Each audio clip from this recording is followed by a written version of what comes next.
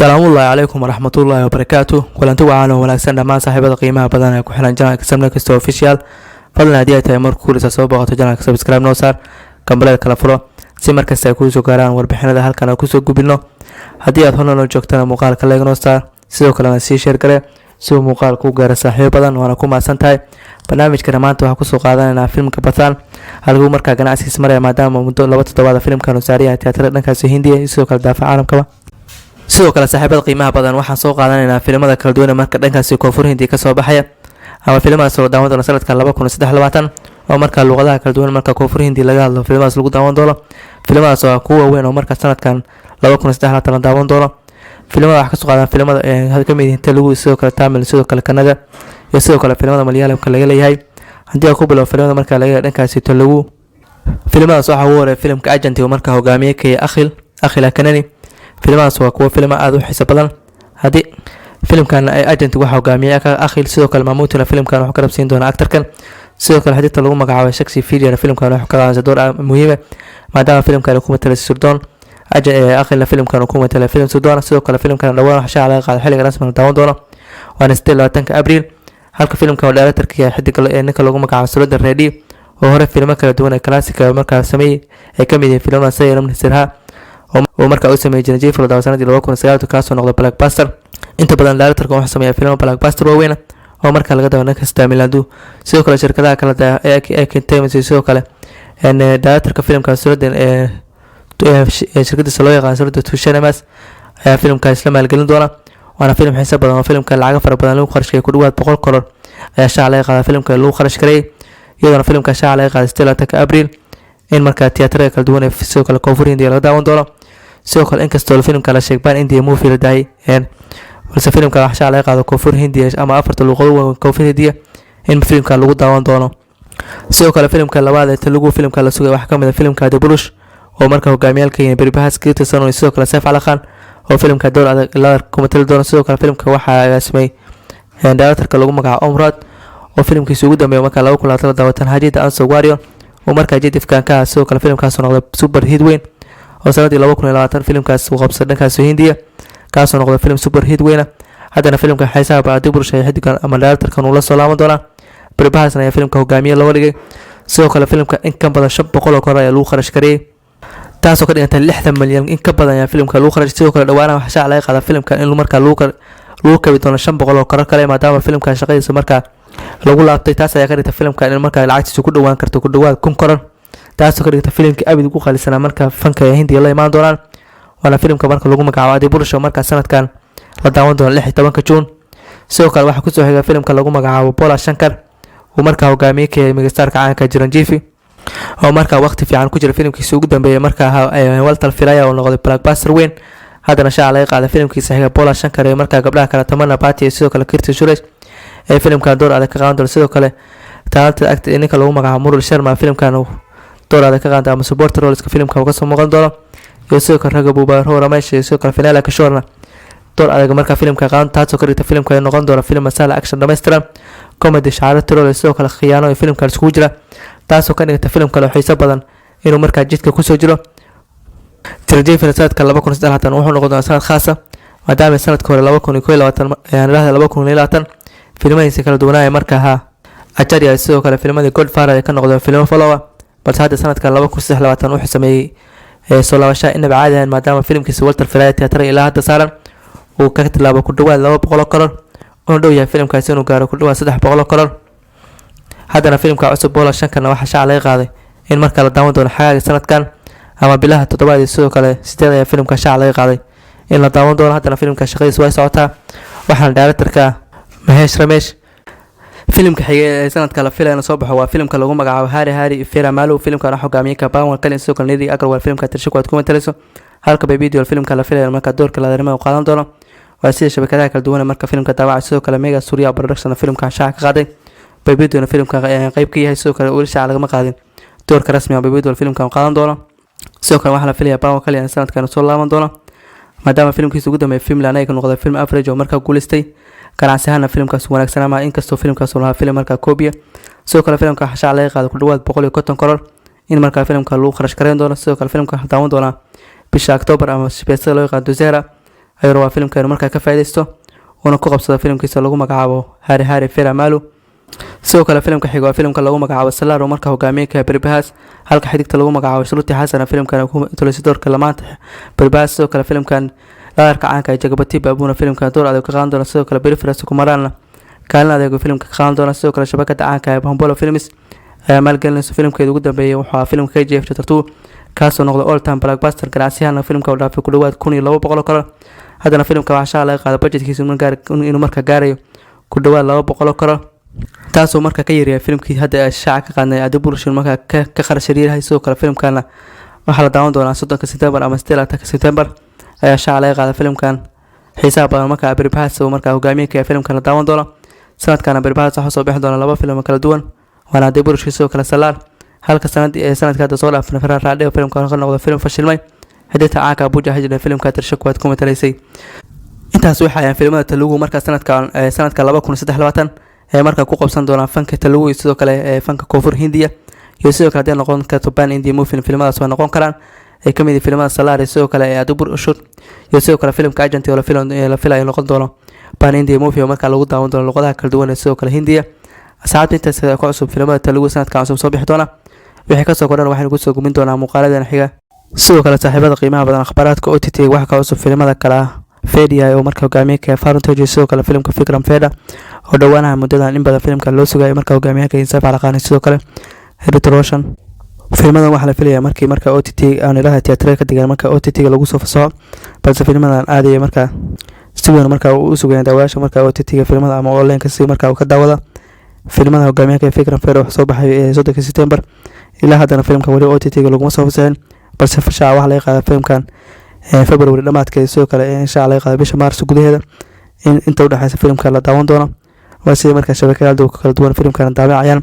sidoo kale filimka Fedia waxa insha Allah qaado 5 November filimka teatar la saaray filimkan wuxuu noqday filim average oo markaa guuleystay faarun dhawaana filimada si joogjoogay sidoo kale Fedia waxa ka noqday 2 filim markaa guuleystay balse sanadka cusub aktarkan wuxuu filayaa filimka kala saga markaa filimka gacanta ku dhigo.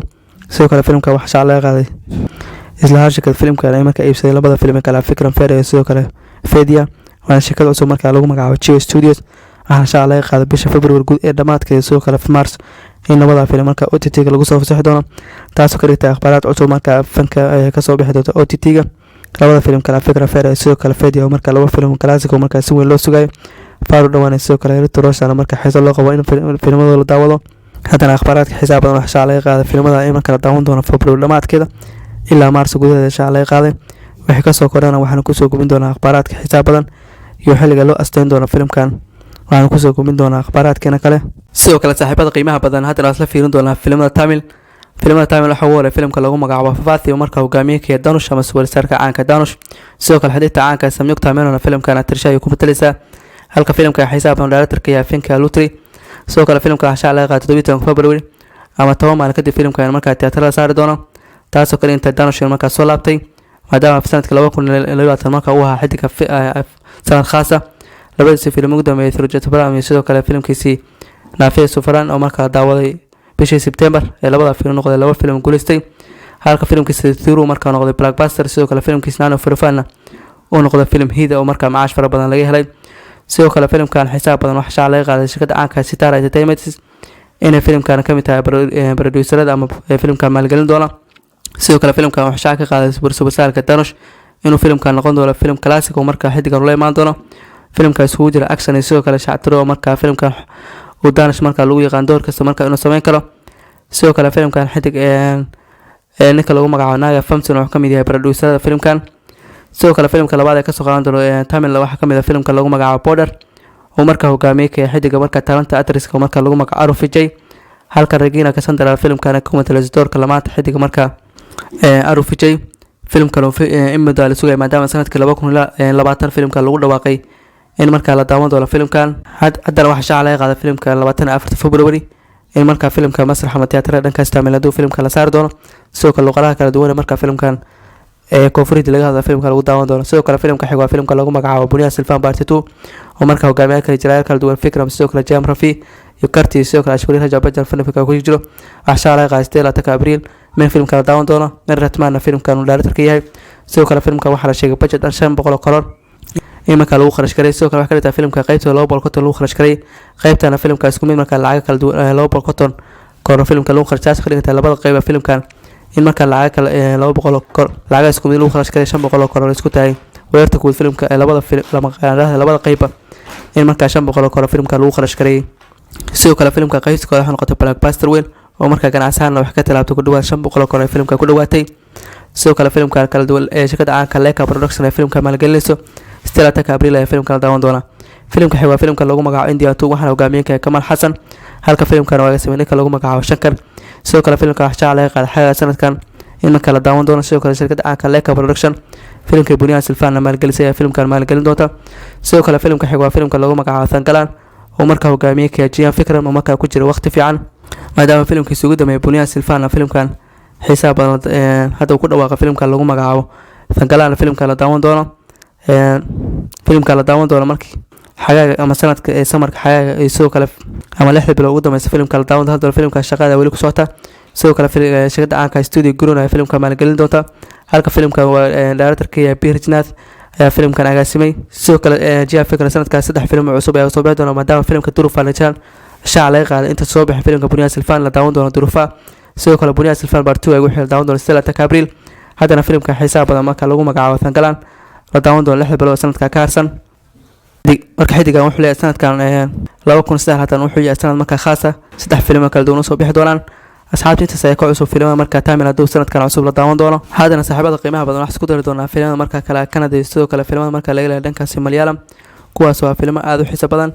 filimada markaa fiiro Canada laga leeyahay waxa kamid ah filimka lagu magacaabo Kasba oo markaa hogaamiyalka xidiga ee Bandara sidoo kale Kija Sudeep sidoo kale xidigta caanka Shriya Sarana filimka Canada ka qaban. sidoo kale filimka waxaa la qaaday 17 bishan March in filimka tiyaatar la saari doono. sidoo kale filimka wuxuu noqon doonaa film pan India movies oo markaa iska leeyihiin Canada in markaa sanadkan cusub uu filimka Kasba uu ku furan doono maadaama reer Canada ee fanka Kanataka filimka sarkac weyn sameyn doono maadaama filimada KGF sidoo kale Kantara ee markaa qabsadeen waqooyi Hindiya sidoo kale daafaca caalamkaba. haddana Kasba ayaa filimka qabsan doona ee markaa isku keenay Kija Sudeep sidoo kale Bandara filimka waxaa laga qaaday ku dhawaad 70 kor ilaa 80 kor filimka lagu kharash garay. sidoo kale shirkadda caanka ee ninka lagu magacaabo Air Rajendra Shankar filimkan uu markaa agaasimay oo markaa filimka producer ka mid yahay. sidoo kale filimka kale xisaab badan fanka Kanataka ama Canada la imaan doona waxa kamid ah filimka lagu magacaabo Martin oo markaa hogaamiyay ka Durufa Sarja. sidoo kale filimka xisaab badan wax ku jira dooro kala Aduri sidoo kale baro dooro kala duwan ee filimka ka soo muuqan doona halka director ka yahay AB Arjun oo inta badan ka soo muuqda filimada lagu agaasimay. haddana filimka Kanataka laga leeyahay gacanta ku dhigay. haddana filimka xisaab badan laga leeyahay fanka Canada oo markaa ku soo laabanaya xidig marka la wajahel yahay xidig lagu magacaabo Durufa Sarja ayaa qayb ka filimada sanadka cusub la daawan doona sanadka 2009 waxaa la daawan doonaa xagaaga sanadkan ama samar 2013. sidoo kale filimka ugu dambeeya ka soo qaadan fanka Canada waxa kamid ah filimka lagu magacaabo Bagheera oo markaa hogaamiyay ka Sir Morali. filimkan waa dhawaana in muddo la sugay maadaama filimka kaartada laga soo bandhigay oo markaa ku xarakeynaya xidig markaa lagu magacaabo Sir Morali oo markaa kamid ah actorasha markaa la buubuunin fanka Canada markaa ugu caansan sidoo kale doorka oo ah talented actress. haddana filimka waxaa laga qaaday sanadka 2013. sidoo kale shirkadda caanka Hombo Films ayaa filimka iskale oo dhawaanaha ku jira waqtiga ugu fiican ee markaa ku jira fanka Canada oo markaa filimada KGF sidoo kale Kantara iyo hadda filimka lagu magacaabo Bagheera ay maalgelinayso. intaas ayaa ka cusub filimada markaa sanadka soo bixi doona fanka Canada iyo sidoo kale filimada Malayalamka sanadka oo soo bixi doona ama sanadka cusub sanadka 2019. filimadaas waxaa qayb ka filimka lagu magacaabo Ebuman oo qaybtii hore markaa ahayd filimkii Lucifer. haddana qaybta labaad waxa loo bixiyay magaca lagu magacaabo Mufrano filimkan waxa hogaamiyay Briefras ku maraan Mohalal sidoo kale Manju Warrior Tofina Thomas ayaa filimka qaybka waa qaybtii hore filimada dadkii ku jiray ayaa filimkan qayb ka noqon doona. sidoo kale filimkan qaybtiisa kale aad ayaa loo sugay maadaama qaybtii hore filimka noqotay blockbuster weyn. sidoo kale filimka lacag fara badan qaybta marka lagu kharash garin doona Briefras ku maraya filimkan director-ka filimkan waxa la daawan doona dhamaadka sanadka 2013. sidoo kale filimka Malayalam ku soo bixi sanadka soo bixi kamid ah King of Koga oo markaa hogaamiyay ka dalka Kuursa. sidoo kale xidigta caanka Google Suresh film aan Suresh la kashmeeyay filimkan doorka lamaanta kuma tala. sidoo kale Blush George filimkan oo qayb ka ah markaa director-ka sidoo kale shirkadda caanka Studios ayaa filimkan wax ka maalgelinayso. asxaabtiisa ee barnaamijka maanta ku soo gabagabeynaa markaa kaga hadlaynay filimada kale ee classic markaa sanadkan ugu weyn marka la fiiriyo fanka Koonfur Hindiya oo soo bixi doona sanadka 2019 ee kamid ah fanka Tamil sidoo kale Telugu Malayalam sidoo kale Canada halka ku soo ekeen doona wixii ka soo korana filmadan xisaab badan waxaana kusoo gubin doonaa muuqaaladan xiga. ugu dambeyntii saaxiibada qiimaha badan barnaamijkan waxaa kusoo afmeeraynaa filimka lagu magacaabo Pathan oo markaa weli ku jira waqtigiisa ugu fiican maadaama filimka ganacsi ahaan markaa wax wali ka sameyn doono Hindi iyo sidoo kale daafaca caalamkaba.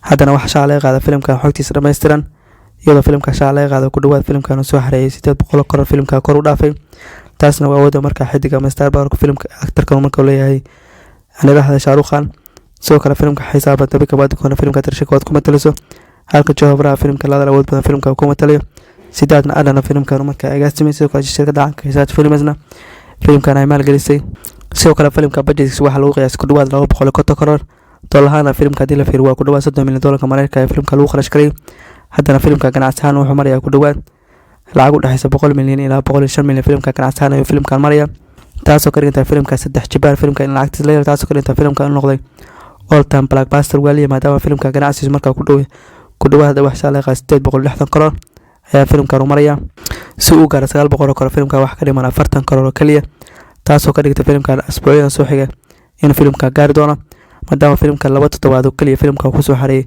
ku dhawaad 860 koror taasoo lacag markaa gaaraysa ku dhawaad 105 milyan doolarka Mareykanka sidoo kale overseas-ka filimkan wuxuu gaaray ku dhawaad 400 koror ee filimkan waxa ka soo qoray suuqyada caalamka wuxuu noqday filimkii ugu horeeyay markaa fanka Hindi markaa iska leeyihiin markaa suuqyada caalamka ka soo xareeyay ku dhawaad 400 koror taasoo ka dhigta filimkan soo xareeyay ku dhawaad 38 milyan doolarka mar ilaa 40 milyan filimkan soo xareeyay waana filimkii ugu horeeyay 40 milyan filimkan doolarka Mareykanka soo xareeyay awood filimkaas heerkaas waxa gaaray SRK oo markaa saaxada ku salaabtay 4 sano kadib asxaabtii taasay ku cusub filimka Pathan fadlan haddii aad ka heshay muuqaalka leeg noo saara waana ku mahadsantihiin daawashada muuqaalka. Assalaamu calaykum waraxmatullaahi wabarakaatuh.